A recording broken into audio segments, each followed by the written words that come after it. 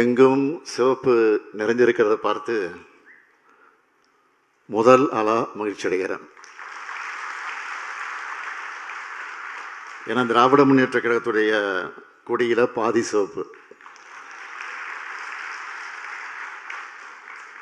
கொடியில் மட்டுமல்ல, எங்கள்ல பாதி நீங்கள்.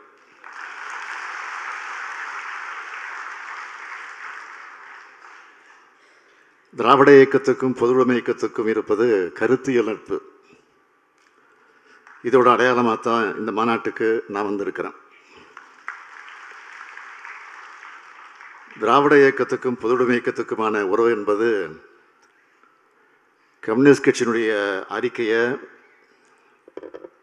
தந்தை பெரியார் தமிழ் மொழியில் மொழிபெயர்த்து வெளியிட்டதிலிருந்தே தொடங்குச்சு. தன்னை ஒரு கம்யூனிஸ்டாகவே அடையாளப்படுத்தி கொண்டவர் தலைவர் கலைஞர் அவர்கள். இங்கே நம்முடைய தொடர் பாலகிருஷ்ணன் குறிப்பிட்டு காட்டியதைப் போல உலக மாமேதை கார்ல் மார்க்ஸ் அவருடைய உருவச்சிலைக்கு சென்னையில் அமைக்கப்படும்னு சட்டமன்றத்தை அறிவிச்சுட்டு உங்களில் பாதியாக இந்த மாநாட்டுக்கு வந்திருக்கக்கூடிய என் பேர் ஸ்டாலின்.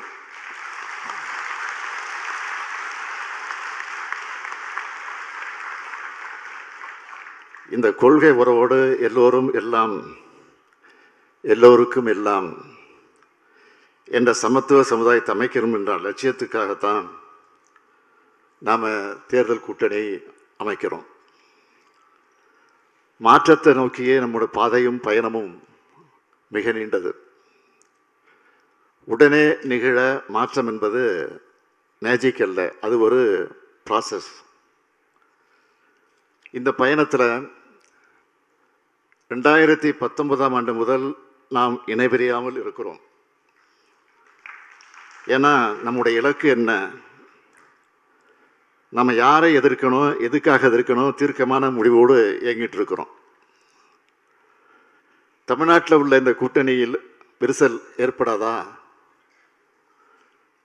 என்ற நப்பாசையோடு சில வெளிநபர்கள் தொடர்ந்து செயல்பட்டுக்கிட்டு இருக்கிறாங்க. அவங்களோட எண்ணம் நிச்சயம் ஈடேறாது. இங்கே இருக்கக்கூடிய யாரும் அதை கிடந்துட மாட்டோம். இந்த மைதானத்திற்கு ஏற்பாடு செய்யப்பட்டிருந்த மைதானம் மழையின் காரணமாக இது அரங்கத்தில் நடைபெற்றுக் கொண்டிருக்கிறது. ஆனால் மாநாட்டினுடைய நினைவாக தோழர் சீதாராம் யெச்சூரியுடைய பெயரை சூட்டியிருக்கிறத பார்த்தப்போ என் நெஞ்சம் கனத்தது. இந்தியாவோட தலை சிறந்த போராளிகளில் ஒருவர் அவர். நாமெல்லாம் பெருமதிப்பு வச்சிருந்த தோழர் யெச்சூரி அவர்கள், அவருடைய இழப்பு நமக்கு மட்டுமல்ல, இந்தியாவுக்கே மிகப்பெரிய இழப்பு. தோழர் சீதாராம் யெச்சூரி அவர்கள் பொதுவுடைமை கொள்கைக்காக போராடினவர். எதேச்சதிகாரத்தை கடுமையாக எதிர்த்தவர். சமத்துவ சிந்தனையோடு சமூக நீதி சிந்தனையை இணைச்சவர். மதவாத கருத்துக்களையும் மூட நம்பிக்கையும் கடுமையாக எதிர்த்தவர். அவர் மறைஞ்சாலும் அவருடைய சிந்தனைகள் என்றைக்கும் நம்மை வழிநடத்தும் என்பதற்கு அடையாளமாகத்தான் இந்த மாநாட்டு எழுச்சியை நாம் பார்த்து கொண்டிருக்கிறோம். கூட்டாட்சி கோட்பாடே இந்தியாவுடைய வலிமைன்னு இன்னைக்கு நாட்டுக்கு தேவையான நாடு முழுவதும் பேசப்பட வேண்டிய கருத்தை இந்த கருத்தரங்கத்துக்கு தலைப்பா வச்சிருக்காங்க. கூட்டாட்சி என்ற சொல்லே இன்னைக்கு ஒன்றிய ஆட்சியாளர்களுக்கு அலர்ஜியா இருக்கு, அலர்ஜியாவும் ஆயிடுச்சு. அது மாநில உரிமைகளுக்காக பேசுறது அவங்களுக்கு பிடிக்கல. ஒன்றியத்தை ஆளும் பாஜக அரசோடு எதிர்ச்சதிகார தன்மையால அதிகமாக பாதிப்படைகிறவங்கள முதன்மையாக இருக்கிறது நானும் நம்ம சகாவு பினராயி விஜயனும் தான். அதனால் இந்த கருத்தரங்களை நாங்கள் பேசுகிறத நீங்கள் வாக்கு மூலமாகவே எடுத்துக்கலாம். அதைத்தான் முன்னாடி அவர் பேசிட்டு போயிருக்கிறாரு. அதை தொடர்ந்து நானும் பேச வந்திருக்கிறேன். பிரதர்னாரு, உண்மைதான். எனக்கு இவர் மூத்த சகோதரர்.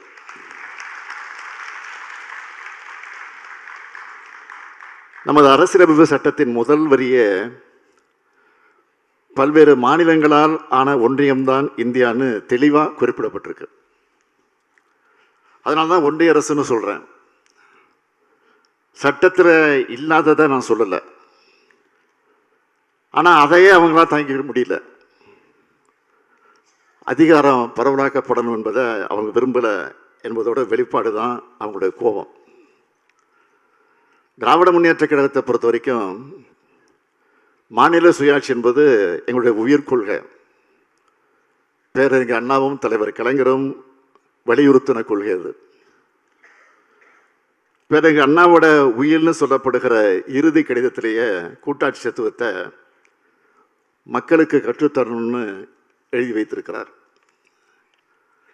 1970 மாநிலத்தில் சுயாட்சி, மத்தியில் கூட்டாட்சி அப்படின்னு தலைவர் கலைஞர் அவர்கள் முப்பெரும் விழாவில் 50 முழக்கங்கள் ஒன்றாக அதை உருவாக்கி கொடுத்தார். அது மட்டுமல்ல, தமிழ் சமுதாயத்தை காக்க, இந்தியாவில் உள்ள தேசிய இனங்களை காக்க, இந்தியாவில் உள்ள மாநிலங்களின் உரிமைகளை காக்க, இந்தியாவில் இருக்கிற மாநிலங்கள் சுயமரியாதையோடு வாழ அந்த தீர்மானம் ஒரு முன்னோடியாக விளங்கி கொண்டிருக்கிறது. அது மட்டுமல்ல, உறவுக்கு கை கொடுப்போம், உரிமைக்கு குரல் கொடுப்போம்னு 1974 சட்டமன்றத்தில் மாநில சுயாட்சி தீர்மானத்தை கொண்டு வந்தபோது முழங்கினார். மாநில சுயாட்சிக்காக, இந்திய அளவில் கூட்டாட்சிக்காக நாம் தொடர்ந்து போராடி வருகிறோம். ஆனால் இதுக்கு எதிரான பாசிச அரசா ஒன்றிய பாஜக அரசு இருக்கு. மாநில அரசுகள் டெல்லிக்கு காவடி தூக்குற நிலைமையை மாற்றி அதிகார பகிர்வுக்கு வழிகாட்டுறது தான் தன்னுடைய அணுகுமுறையாக இருக்கும்னு சொல்லி பிரதமரான நரேந்திர மோடி அவருடைய ஆட்சி தான் மாநிலங்களை அழிக்கிற ஆட்சியா, மாநில மொழிகளை சிதைக்கிற ஆட்சியா, பல்வேறு தேசிய இன மக்களை ஒழிக்கிற ஆட்சியா, பல்வேறு பண்பாடுகளை கொண்ட மக்களோட நம்பிக்கைகளை சிதைக்கிற ஆட்சியா, அரசியல் சட்டத்தால் உருவாக்கப்பட்ட அமைப்புகளை டம்மியாக மாற்றி ஒற்றையாட்சி தன்மை கொண்ட பாசிச ஆட்சியா இன்றைய பாஜக ஆட்சி நடந்துகிட்டு இருக்கு. ஒரே நாடு, ஒரே மதம், ஒரே மொழி, ஒரே உணவு, ஒரே தேர்தல், ஒரே தேர்வு, ஒரே பண்பாடு என்ற ஒற்றைத்தன்மை ஒரு கட்சியின் ஆட்சியா முதல் அமைஞ்சு ஒரே ஒரு தனி மனிதரின் அதிகாரத்தை குவிக்கத்தான் அது பயன்படும்.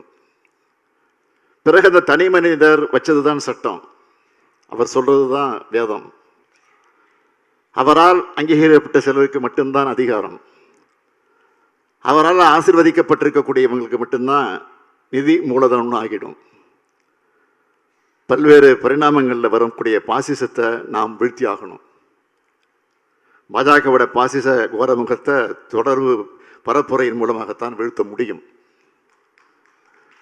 எல்லாத்துக்கும் மேலே மக்கள் நலன்தான் முக்கியம் என்ற அந்த புள்ளியில் நாம் ஒன்றா இருக்கணும்.